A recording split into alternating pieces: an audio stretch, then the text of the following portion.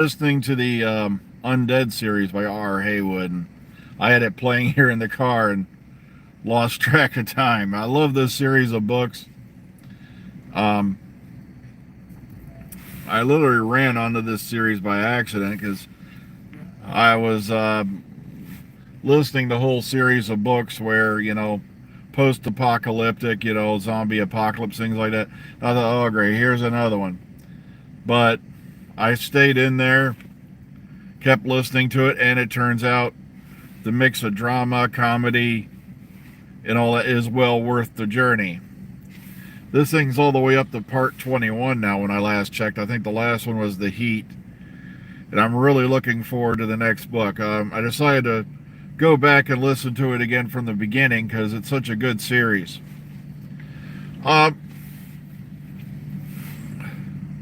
Rants and Raves. Well, on a good note, it was hilarious yesterday because around lunchtime, 11:30, we went home. Doesn't happen that often these days. Because they ran out of parts of some kind. I don't know what, but I think it was bolts.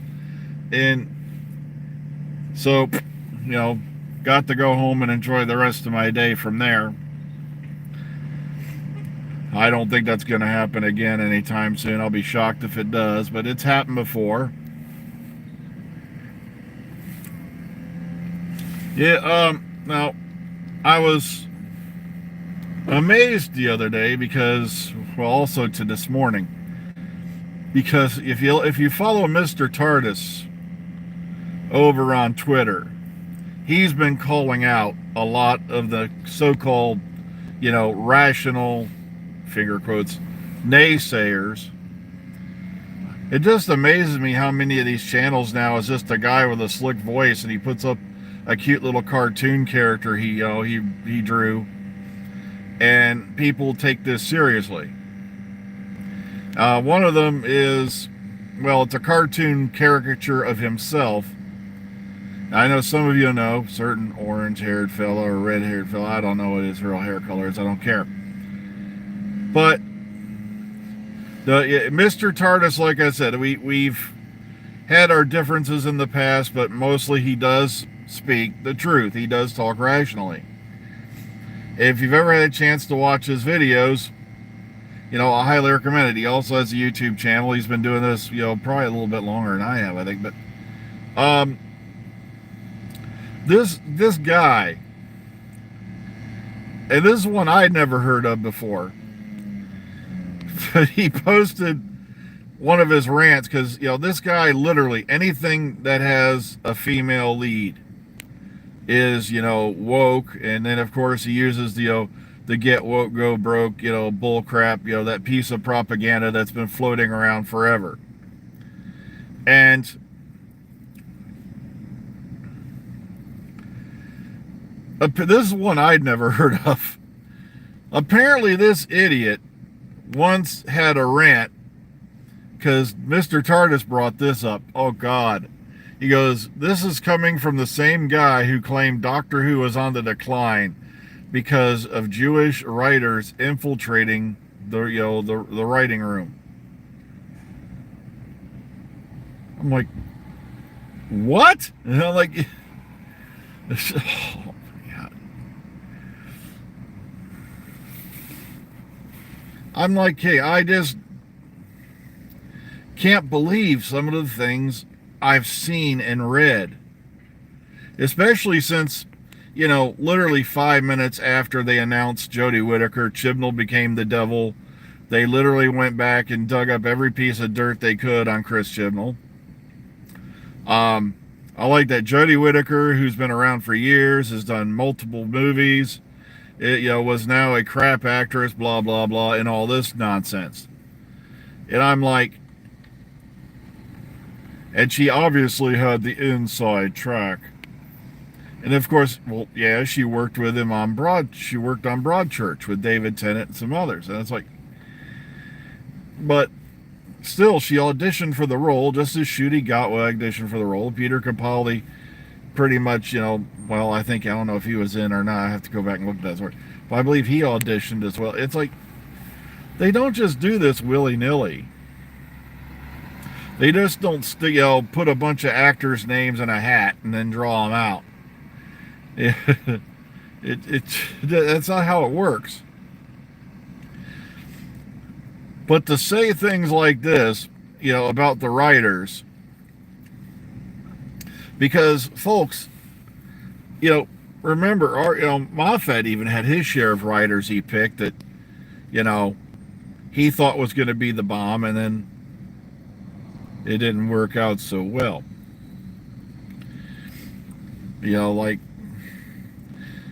I want to say Frank Control Boyce, oh God, it'll hit me in an hour what his name actually is. The fellow who wrote,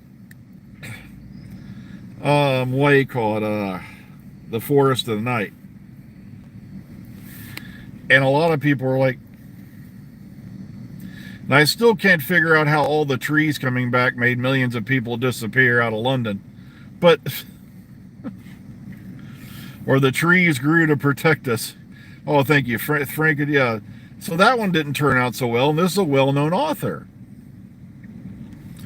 And of course, you had the Nightmare in Silver debacle, which Neil Gaiman is still kind of ticked about to this day.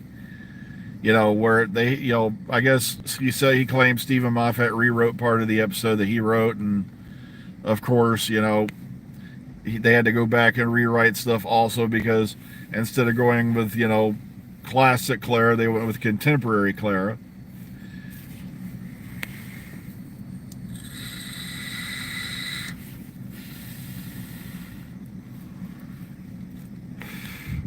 Well, all I'm saying is this: things happen. And like I said, I'm dying laughing because even I love how Ian Levine's back on the It Must Die, bandwagon there for a bit, even though he declared Fugitive the Jadoon one of the best episodes of Doctor Who he'd ever seen. And yet he was one of the first ones up there typing, Doctor Who 1963 to 2017.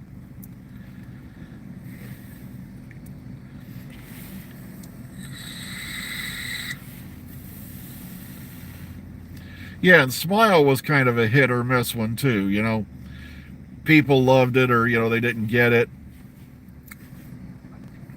I enjoyed the episode myself. I didn't have any major problems with it.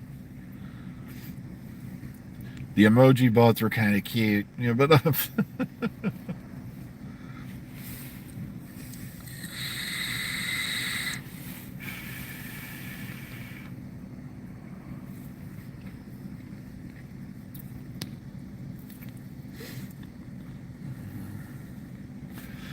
but I still couldn't get over this guy, and I'll probably not remember his name in about a half an hour. That Mr. Tardis called out, because there's been a whole assortment of these guys.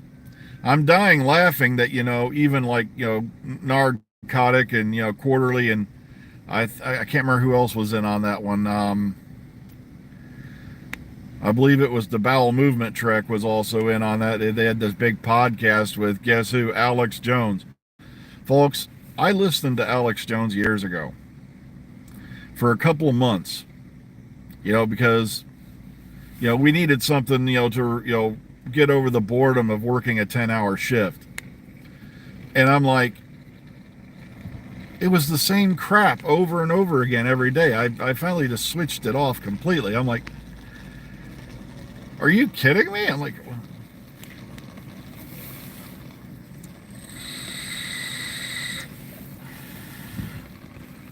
and sadly, that's what a lot of these guys do. It's the same thing over and over and over again. The same motif. If there's a black actor, an Asian actor, or white-collar actor in it, then it's quote-unquote a diversity hire.